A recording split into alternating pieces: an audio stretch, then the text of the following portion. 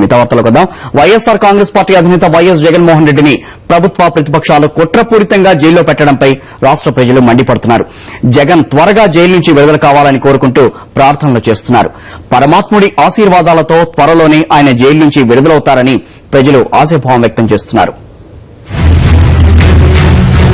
కుట్రపూరితంగా వైఎస్ జగన్మోహన్ రెడ్డిని జైలులో పెట్టి శిక్షించడం ప్రభుత్వాల కుట్ర అంటూ ప్రజలు రాష్ట్ర వ్యాప్తంగా నినదిస్తున్నారు.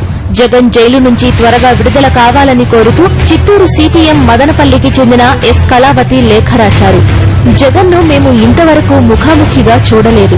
అయినా జగన్ కుటుంబ సభ్యులంటే మాకెంతో ప్రేమ, అభిమానం, ప్రాణం. ఆ కుటుంబం కోసం మేము ప్రతిరోజు ప్రార్థన చేస్తున్నాం. వైఎస్ రాజశేఖర్ రెడ్డి గారి ద్వారా లబ్ది పొందిన వారికి, పదవులు పొందిన వారికి వీరి కుటుంబంపై కనికరం లేదు. అశాశ్వతమైన పదవులే శాశ్వతమనుకుని జగన్ కుటుంబంపై కుట్రాస్త్రాలు ప్రయోగిస్తున్నారు. వయసులో జగన్ మీ అందరికంటే చిన్నవాడు. అతని తండ్రి వయసు ఉన్నవారైనప్పటికీ ఆశీర్వదించాల్సింది పోయి ఇతని అభివృద్ది చూసి ఓర్వలేకపోతున్నారు.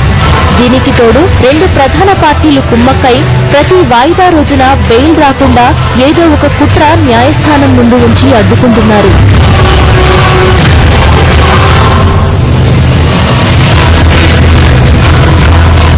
ఈ రోజు ఎంతో మంది అవినీతి పరులున్నారు.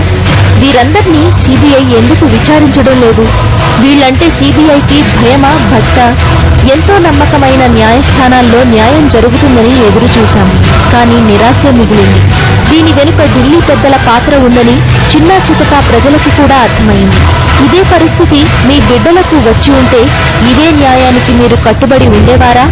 మీ ప్రాణం ఎంతో తల్లడిల్లిపోయేది కదా.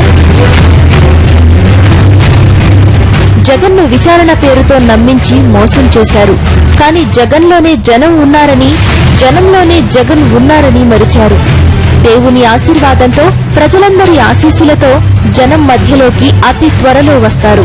మనందరికీ బాసటగా నిలబడతారు. దీనికోసమే కళ్లు కాయలు కాసేలా రేయింబవళ్లు ఎదురు చూస్తున్నాం.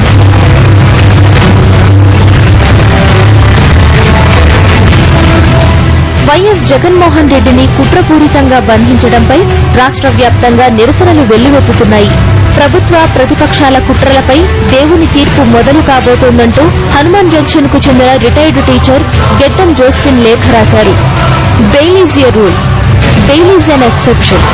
భారతీయ శిక్షా స్మృతిలో నేరం రుజువు కాకుండా ఎవరినీ జైల్లో చాలా కాలం నిర్బంధించకూడదు.